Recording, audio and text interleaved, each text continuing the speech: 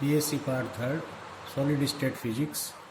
और आपके चैप्टर में है ये मुख्य रूप से अर्धचालक और अर्धचालकों के अंदर है कि एनर्जी बैंड इन सॉलिड्स, ठोसों में ऊर्जा बैंड। ऊर्जा बैंड को समझने के लिए हम सिलिकॉन का उदाहरण लेते हैं और माना कि सिलिकॉन क्रिस्टल में n संख्या में परमाणु है। सिलिकॉन का इलेक्ट्रॉनिक विन्यास 1s2, 2s2, 2p6, 3s2, 3p2 है। हम जानते हैं कि s उपकोष में 2, p में 6 और सिलिकॉन के बाह्य कक्ष में 8 इलेक्ट्रॉन रह सकते हैं। अतः सिलिकॉन परमाणु के बाह्य कोश में 4 इलेक्ट्रॉन उपस्थित हैं, यानी कि s में 2 हैं, 3s और 3p में भी 2 हैं।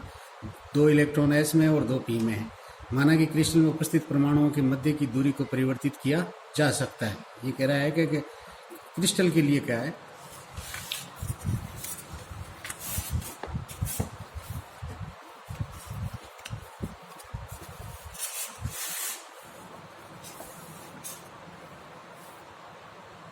अतः क्रिस्टल के n परमाणु के अंदर 4n इलेक्ट्रॉन बाह्य कक्षों में उपस्थित होंगे। यहाँ पर s उपकोष में 2 यानी कि 2n अवस्था पूर्णतः भरी हुई तथा p उपकोष में 6n अवस्था में 2n इलेक्ट्रॉन भरे हुए। अतः s और p उपकोष के लिए अलग अलग ऊर्जा अवस्था बनेगी। तो मुख्य रूप से इसने एक एनर्जी का इधर किया और इधर अंतर परमाणु दूरी के बीच में इधर किया। ये क्रिस्टल के लिए बोल रहा है, यानी कि सिलिकॉन की n अवस्था में इलेक्ट्रॉन का वितरण फॉर ए क्रिस्टल। तो ये कह रहे हैं कि साहब आपके पास में ये जो दूरी है, इस दूरी को ध्यान से देखो, यहाँ लिखा है R of E. R of E का मतलब है कि ये इसके जो इंटरमोलिकुलर जो डिस्टेंसेज हैं, इंटरमोलिकुलर की जगह इंटर एटॉमिक, यानी एक परमाणु से दूसरे परमाणु के मध्य की दूरी, वह दूरी जो उनके मध्य क्रिस्टल में आपने पहले चैप्टर में पढ़ा है कि किस तरीके से वो अरेंज होते हैं। मान लो सिलिकॉन का क्रिस्टल है तो एक बॉक्स के रूप में माने तो 4 कोने पे अगर एक एक सिलिकॉन माने तो उनके बीच में जो दूरी है वो है इंटर एटॉमिक दूरी। तो ये ऊर्जा अंतराल है, यानी कि इलेक्ट्रॉन को क्या है कि इस कक्ष से इस कक्ष में अगर चालन करना है तो ये ऊर्जा अंतराल कहलाता है। और ये कह रहा है कि यहाँ से देखो, विलगत परमाणु का मतलब दूसरा परमाणु एक दूसरे परमाणु से इस दूरी के बाद ही मिलेगा, आपको पहले नहीं मिल सकता। तो ये कह रहा है एस में तो आपके पास में 2n है और 2n है, और पी के अंदर क्या है क्योंकि 2n तो इलेक्ट्रॉन और 6n आपके पास में अवस्थाएं टोटल है। तो 2n अवस्थाएं हैं और 2n इलेक्ट्रॉन भरे हुए हैं, तो ये तो पूरी की पूरी भरी हुई है, तो यहाँ से तो कोई बात ही नहीं हो रही। और यहाँ आपके पास में 6n अवस्थाएं हैं और 2n इलेक्ट्रॉन है, तो यहाँ आपके पास में वैकेंसी है। अंतरा परमाणु दूरी घटने पर परमाणुओं के मध्य अन्योन्य क्रिया में वृद्धि होती है, जिससे संयोजी व चालन बैंड का फैलाव यानी कि उसमें स्प्रेडिंग होकर 2 बैंडों का निर्माण होता है। यह बैंड थ्योरी की खास बात है, क्वांटम मैकेनिक्स आने के बाद में बैंड थ्योरी का उद्भव हुआ और उसी की वजह से ये जो मुख्य रूप से जो अभी अपन बातें कर रहे हैं इनको समझाने में हमें सहारा मिला, जिससे संयोजी और चालन बैंड का फैलाव स्प्रेडिंग होकर 2 बैंडों में निर्माण करता है। एक तरफ 4n अवस्था और दूसरी ओर आपके पास में, यानी कि अवस्था का मतलब है कि जहाँ वैकेंसी है, और दूसरी तरफ 4 इलेक्ट्रॉन 9 से पूर्णतः भरी रहती है और दूसरी तरफ 4n अवस्था पूर्णतः रिक्त होती है। अतः दोनों स्तरों या लेवल के मध्य ऊर्जा अंतराल बन जाता है। तो यहाँ देख लीजिए इन्होंने क्या करा है कि जो आपके पास में यहाँ देखिए आप ईजी को वर्जित अंतराल का है, तो ये यहाँ ये वाला वर्जित अंतराल है।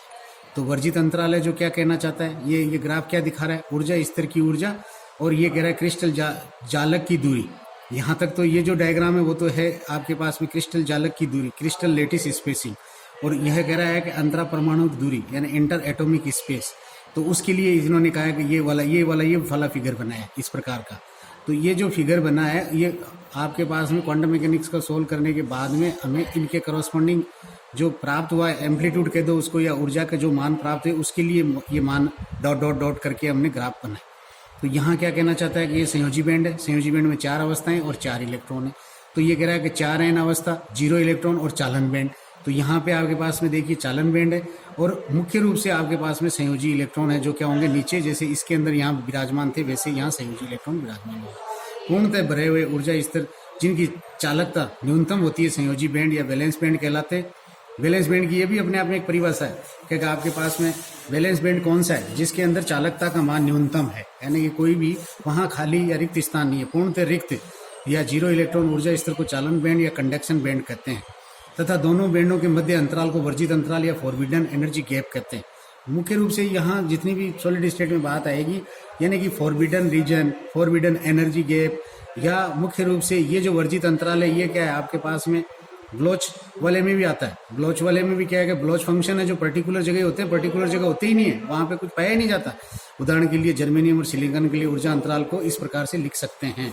तो ये टेबल है, आप इसका ऑर्डर याद करें, और ये ऑर्डर जबरदस्त काम का है, भविष्य में जीके में भी आता रहता है कि आपके पास में जर्मेनियम के लिए वर्जित अंतराल, वर्जित ऊर्जा अंतराल यानी कि EG से रिप्रेजेंट करते हैं, और ये फंक्शन है जो ताप का होता है।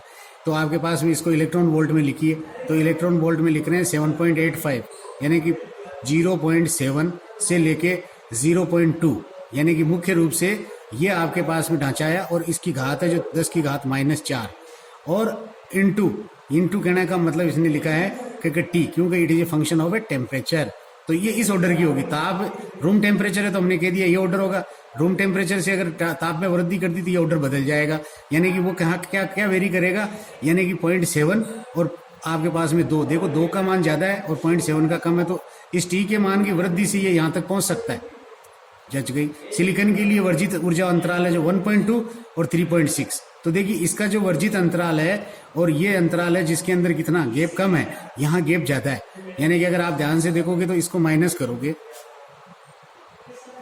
2.2, 0.7 और 8 भी ले लो, ये आपके पास में 3 है और ये 8 है, तो ये आपके पास में 13 में से 8 गए 5, 11 में से 4 और 1.4 आया, और इसको अगर माइनस करूंगा मैं 3.6 और 1.2 तो ये आएगा 4 और 2, 2.4। तो जर्मेनियम है जो ज़्यादा अच्छा है और सिलिकॉन है जो थोड़ा सा हार्ड है। सिलिकॉन ताप के कारण 3.6 10 की घात -4 इलेक्ट्रॉन वोल्ट पहुंचने में इसको, वैसे नॉर्मली जैसे मैंने ये हाथ रगड़ा यही मेरा इलेक्ट्रॉन वोल्ट है, यूँ समझ लीजिए आप, इतने में इलेक्ट्रॉन है जो ऊपर नीचे हो जाएगा। तो ये कह रहे हैं कि आपके पास में किसी भी धातु के लिए ऊर्जा बैंड जो आपके पास में पूर्व में जो चित्र दर्शाया गया है, उत्तेजित अवस्था का इलेक्ट्रॉन संयोजी बैंड में चालन बैंड से चला जाता है, संयोजी बैंड से चालन बैंड में चला जाता है, इलेक्ट्रॉन वर्जित अंतराल में नहीं पाए जाते हैं। एक ये भी परिभाषा है कि आपके पास में निर्वात कहाँ मिलेगा, क्योंकि मेरे को निर्वात है जो वर्जित अंतराल में मिलेगा। और मुख्य रूप से आपके पास में इलेक्ट्रॉन कहाँ पाए जाते हैं, इलेक्ट्रॉन है जो या तो चालन बैंड में पाए जाएंगे या संयोजी बैंड में पाए जाएंगे। अगर वो संयोजी बैंड से चालन बैंड में आते हैं तो ही चालन है मुख्य रूप से। अब कहोगे किस प्रकार का चालन, जो इलेक्ट्रॉन जिस चीज का चालन करते हैं, मुख्य रूप से उष्मा का भी करते हैं, पर उष्मा का क्या है कि एक दूसरे के संपर्क में आने से करते हैं। तो यहाँ क्या होगा, कंडक्टिविटी होगी आपके पास में, यानी कि चालकता, ओम के नियम वाली चालकता। और सेमीकंडक्टर क्या करते हैं, ओम के नियम का भी पूरी तरह पालन नहीं करते, तो ये एक नए प्रकार के करंट का उद्भव करेंगे भविष्य में। धन्यवाद।